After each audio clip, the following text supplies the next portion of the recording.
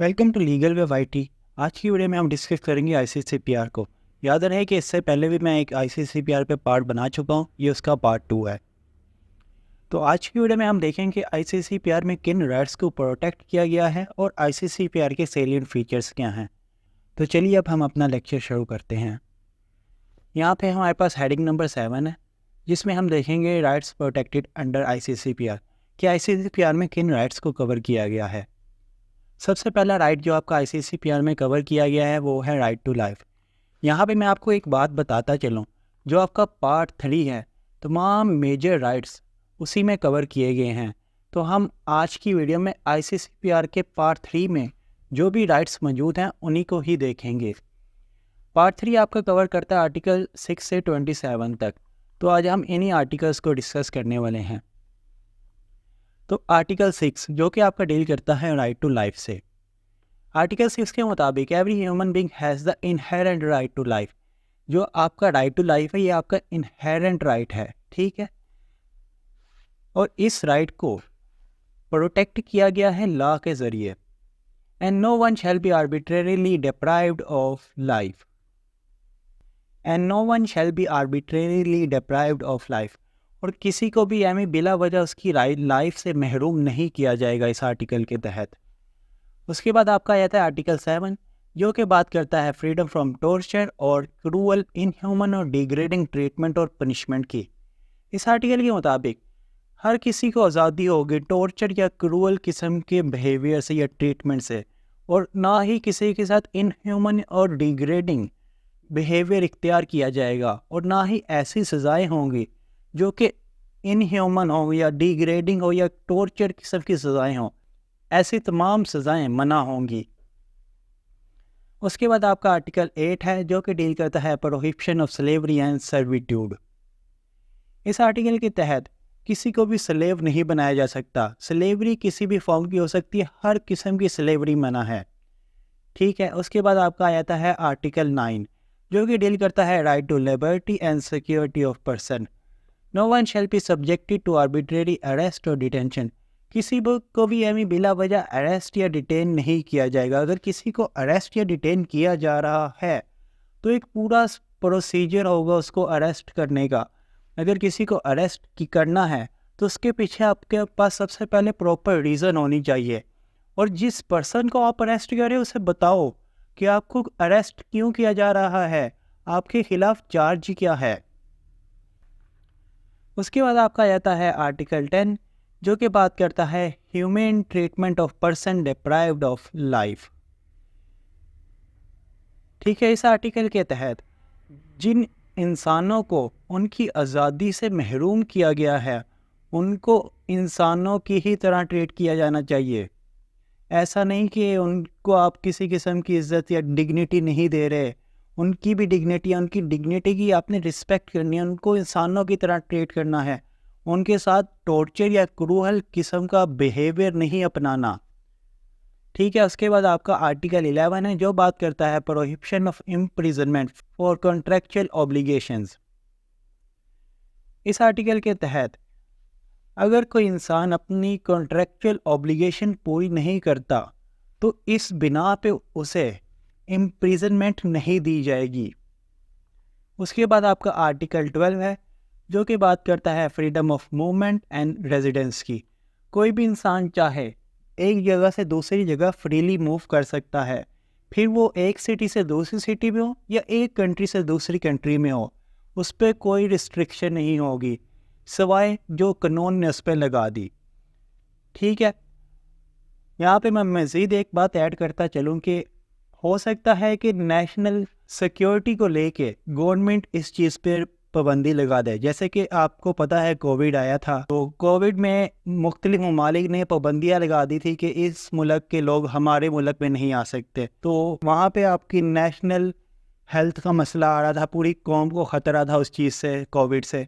तो इसीलिए उस सूरत में गवर्नमेंट पाबंदी लगा सकती है, या ऐसी कोई भी सूरत हाल आ जाए जिसमें पूरी कौम को ख़तरा हो या पूरी कौम का इंटरेस्ट हो, तो उसको देखते हुए आपकी स्टेट पाबंदी लगा सकती है।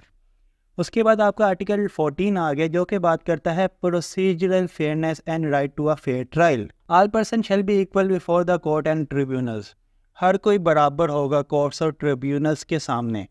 दे have the right to a fair and public hearing, उनका राइट है कि फेयर और पब्लिक हेयरिंग हो by a competent independent and impartial tribunal, किससे? कॉम्पिटेंट इम्पार्शनल और इंडिपेंडेंट ट्रिब्यूनल की जानिब से। ठीक है, उसके बाद आपका आता है आर्टिकल 15 जो कि डील करता है prohibition of retroactive criminal law. इस आर्टिकल को मैं आपको बताता चलूँ कि ये कहता क्या है। इस आर्टिकल के मुताबिक कोई भी ऐसा क्रिमिनल लॉ नहीं बनाया जाएगा जो कि अभी एनफोर्स हुआ है और अप्लाई पिछलों पे हो रहा है, यानी पास्ट में अगर किसी ने वो क्राइम किया तो उस पे अप्लाई हो रहा है, कोई भी ऐसा लॉ नहीं बनाया जाएगा।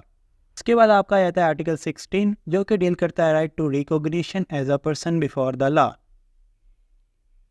इस आर्टिकल के मुताबिक हर किसी को एज अ पर्सन कंसीडर किया जाएगा लॉ के सामने। उसके बाद आर्टिकल 17 है जो कि बात करता है right to privacy, no one shall be subjected to arbitrary और unlawful interference with their privacy, family, home और कॉरेस्पॉन्डेंस। इस आर्टिकल के मुताबिक किसी की भी प्राइवेसी में आप अनलॉफुल इंटरफेरेंस नहीं कर सकते, ना ही उसके फैमिली मैटर्स में, ना ही उसके घरेलू मामलात में, या इनसे मिलते जुलते कोई भी मामलात हों तो उसमें आप अपनी बिला वजह मुदाखलत नहीं कर सकते। उसके बाद आर्टिकल 18 है जो कि बात करता है freedom of thought, conscience and religion की। इस आर्टिकल में ये बात भी शामिल है कि कोई भी इंसान आज़ादी से अपना कोई भी मज़हब अपना सकता है। यहाँ पे मैं आपको बात एक बताता चलूँ कि इस्लाम में हरगिज़ ये चीज़ ऐसे नहीं है। अगर कोई मुसलमान है तो उसे ये चीज़, इस चीज़ की आज़ादी हरगिज़ हासिल नहीं है कि वो अपना मज़हब तब्दील करे। ठीक है, उसके बाद यहाँ पे आ जाता है आपका आर्टिकल 19 जो कि बात करता है freedom of opinion and expression की। हर किसी को आज़ादी है कि वो अपनी ओपिनियन दे सके और एक्सप्रेस कर सके अपनी ओपिनियन को। उसके बाद आर्टिकल 18 है जो कि बात करता है राइट ऑफ पीसफुल असेंबली, कोई भी इंसान पीसफुली असेंबल हो सकते हैं। The right of peaceful assembly shall be recognized with lawful restrictions only as necessary for public safety and order.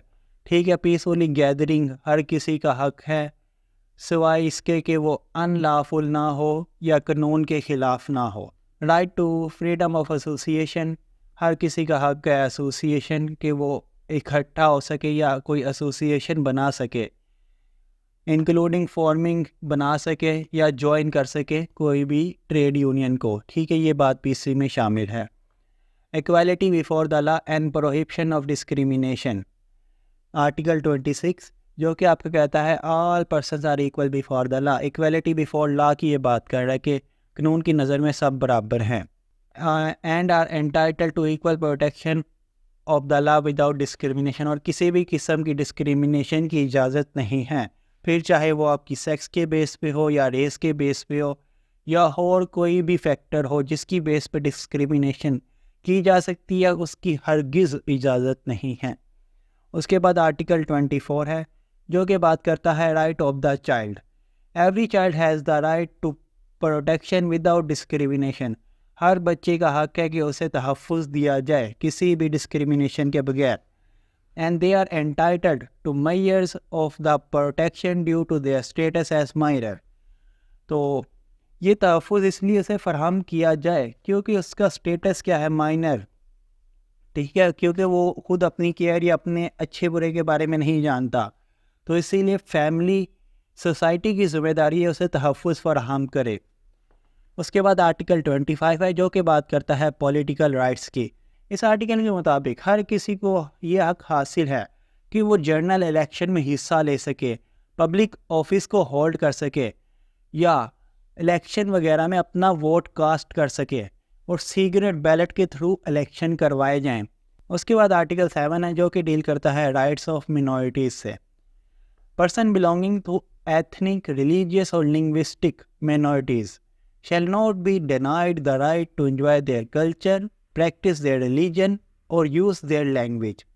इस आर्टिकल के मुताबिक जो आपकी एथनिक, रिलीजियस और लिंग्विस्टिक मिनॉरिटीज़ हैं उनको यह हक हासिल है कि वो अपना कल्चर इंजॉय कर सकें, अपना रिलीजन प्रैक्टिस कर सकें और अपनी ज़ुबान का इस्तेमाल कर सकें।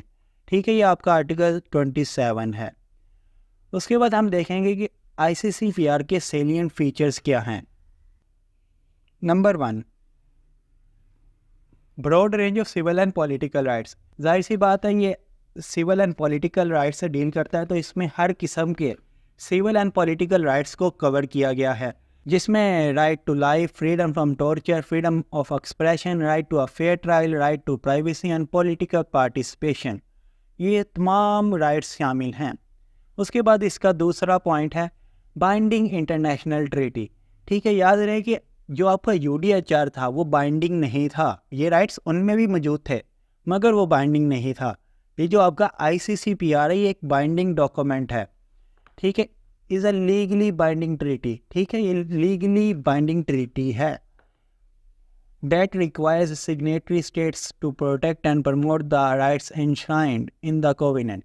ठीक है, जो स्टेट्स जिन्होंने इसको रेक्टिफाई किया हुआ है या इसके सिग्नेटरी हैं वो प्रमोट और प्रोटेक्ट करें उन राइट्स को जो इस कोविनेंट में शामिल हैं। States that rectify the treaty must incorporate its provisions into their domestic laws. ठीक है, जिन्होंने स्टेट्स ने इसको रेक्टिफाई किया है वो लाजमन शामिल करेंगे इसकी प्रोविजंस को अपने डोमेस्टिक लॉज में, यानी उनका जो कॉन्स्टिट्यूशन है या उनके जो एक्ट हैं या जो भी कोई कानून वो बनाते हैं वो इस डॉक्यूमेंट या इस ट्रीटी को मद्देनज़र रखते हुए बनाएंगे। ठीक है, उसके बाद है human rights committee. The ICCPR establishes the human rights committee. ठीक है, इस ह्यूमन राइट्स कमेटी एस्टेब्लिश करता है ICCPR, which monitors the implementation of the covenant. जो मॉनिटर करता है क्या, implementation of the covenant, covenant की इम्प्लीमेंटेशन कैसे, by reviewing reports submitted by states and considering individual complaints. किस तरह मॉनिटर करता है, जो रिपोर्ट्स स्टेट सबमिट करती हैं और या कोई इंडिविजुअल कंप्लेन करता है, ठीक है, उनको रिव्यू करके। उसके बाद आपका आता है non discrimination and equality. A core feature of the ICCPR is the emphasis on equality before law and the prohibition of discrimination। ठीक है, इसका जो एक कोर फीचर है, एक अहम फीचर क्या है कि ये ज़ोर देता है इक्वालिटी बिफोर लॉ पे और प्रोहिबिशन ऑफ डिस्क्रिमिनेशन पे। ठीक है, फिर वो चाहे किसी भी किस्म की डिस्क्रिमिनेशन हो, रेस की बेस पे हो, जेंडर की बेस पे हो, रिलीजन या कोई भी और ग्राउंड हो। This principle underpins all the rights in the covenant. ये जो आपका प्रिंसिपल है ये कोविनेंट में जितने भी राइट्स हैं उनमें फिट बैठता है।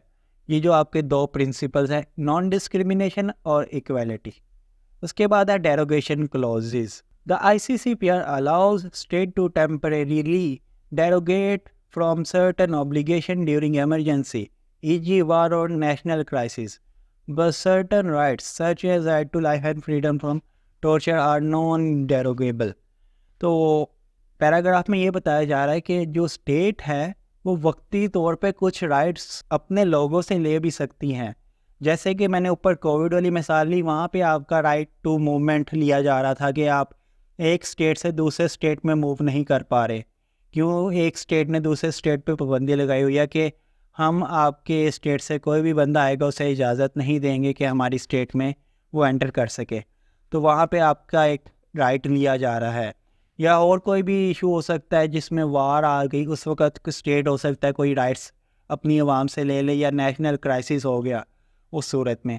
मगर कुछ राइट्स जैसे right to life and freedom from torture, ये ऐसे राइट्स हैं जो किसी भी सूरत नहीं लिए जा सकते। उसके बाद है optional protocols. The ICCPR has 2 optional protocols. ठीक है, इसमें 2 ऑप्शनल प्रोटोकॉल्स हैं जिनका हम पहले जिक्र कर चुके हैं।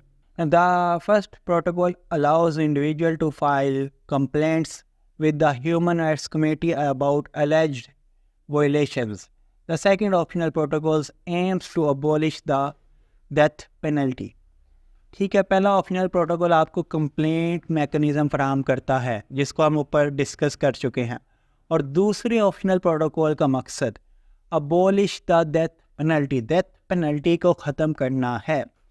यहाँ पे मैं आपको एक चीज़ बताता चलूँ कि डेथ पेनल्टी को ख़त्म करने से मुराद इसका ये मतलब हरगिज़ नहीं है कि डेथ पेनल्टी को पूरी तरह ख़त्म कर दिया जाए, बल्कि यहाँ पे इसका मतलब ये है कि इसको रेस्ट्रिक्ट कर दिया जाए, कि इसको उस वक़्त इस्तेमाल किया जाए जब क्राइम बहुत ज़्यादा ही सीरियस है, उस वक़्त डेथ पेनल्टी इस्तेमाल की जाए, अदरवाइज़ इसका इस्तेमाल ना किया जाए। ठीक है, इसके बाद आपका आ जाता है 7वां पॉइंट, जो कि बात करता है राइट टू सेल्फ डिटर्मिनेशन। आपका आर्टिकल 1 पूरा राइट इसी पे था कि राइट टू सेल्फ डिटर्मिनेशन पे, जिसको हम ऊपर पढ़ चुके हैं। उसके बाद आपका आ जाता है universal application. The rights and protection in the ICCPR are meant to apply to all individuals within a state's jurisdiction, regardless of their nationality और status। ठीक है, जो राइट्स इसमें दिए गए हैं ये हर किसी पे एप्लीकेबल हैं, हर किसी के ये राइट्स हैं, हर किसी को ये मिलने चाहिए। ठीक है, ये जो आपकी नेशनैलिटी है या स्टेटस है, ये हरगिज़ इसके रास्ते पे रुकावट नहीं होने चाहिए। Periodic reporting requirement. ठीक है, जो आपकी स्टेट्स होंगी वो अपनी रिपोर्ट सबमिट करेंगी रेगुलरली या पीरियोडिक एक वक्फे के बाद लाजमन अपनी रिपोर्ट सबमिट करेंगी। किसको? ह्यूमन राइट्स कमेटी को। उसमें वो बताएंगी how they are implementing the rights content in the covenant, कि वो उन राइट्स को किस तरह इम्प्लीमेंट करवा रही हैं जो इस कोवेनेंट में दिए गए हैं। उसके बाद है आपका प्रोहिबिशन ऑफ रेट्रोएक्टिव लॉज। इसको हम ऊपर आर्टिकल 15 में डिस्कस कर चुके हैं। ये वही बात लिखी है कि ये हम ऊपर डिस्कस कर चुके हैं कि लेजिस्लेशन ने कोई भी चीज़ को आज ऑफेंस डिक्लेयर किया तो वो आज से ही ऑफेंस कंसीडर होगा, और आने वाले वक्त में अगर कोई वो ऑफेंस करता है तो उसे पनिशमेंट मिलेगी, और आज से पहले अगर कोई वो ऑफेंस कर चुका है तो उसको उसकी कोई भी पनिशमेंट नहीं दी जाएगी। ठीक है, उसके बाद है conclusion. In conclusion the ICCPR is a key international treaty. ये एक अहम इंटरनेशनल ट्रीटी है ICCPR, that protects fundamental civil and political rights. ये प्रोटेक्ट करता है अहम सिविल और पॉलिटिकल राइट्स को फॉर इंडिविजुअल्स वर्ल्ड वाइड, पूरी दुनिया में। ठीक है, it ensures the right to life, freedom from torture, fair trial, freedom of speech and political participation while promoting equality and non discrimination. ठीक है, ये इस चीज़ को यकीनी बनाता है कि right to life, freedom from torture, fair trial, freedom of speech and political participation सबको दिया जाए, और ये प्रमोट करता है इक्वालिटी और नॉन डिस्क्रिमिनेशन को। By establishing the human rights committee and allowing individuals to file complaints.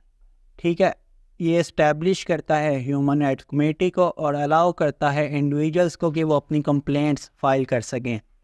The ICCPR plays a vital role in holding states accountable for upholding these rights।